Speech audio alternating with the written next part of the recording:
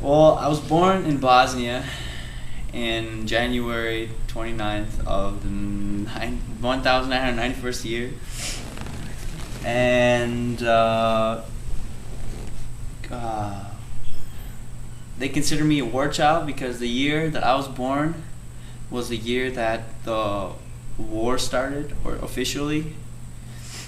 And we decided that we didn't want to live in an area where war was going on, so we decided to move to Croatia, where we thought the war was going to be, less. Because Bosnia, at the time when I was born, Bosnia, Croatia, Macedonia, etc., all these countries were Yugoslavia. And so technically I'm Yugoslavian, but I'm from a region called Bosnia, which is now called Bosnia. And so I just call myself Bosnian, but that's just, never mind, not a big deal. Anyway, I lived in Bosnia for about a year and a half, went to Croatia, lived there for about a year before my parents realized that they couldn't find a job. It'd be really hard to sustain any sort of living. So then we went to Germany, because the German government was then at the time taking in refugees, Bosnian refugees from the war. They were one-third. It was a pretty even division, and it had it the worst because that's where all the tension was. And I mean, you couldn't walk outside without being scared of being sniped by somebody, or having a grenade thrown under your feet. So it was pretty bad. When we moved to Croatia the first time, from Bosnia to Croatia, my mom, myself, and my brother, we went on a bus, and my dad stayed.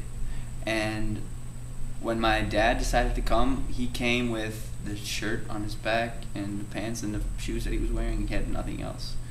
No other possessions. Every other possession that we had, my mom had brought it along with us to Croatia, so we left a lot of stuff behind, a lot of pictures, just a lot of stuff. And an apartment building, we lived there.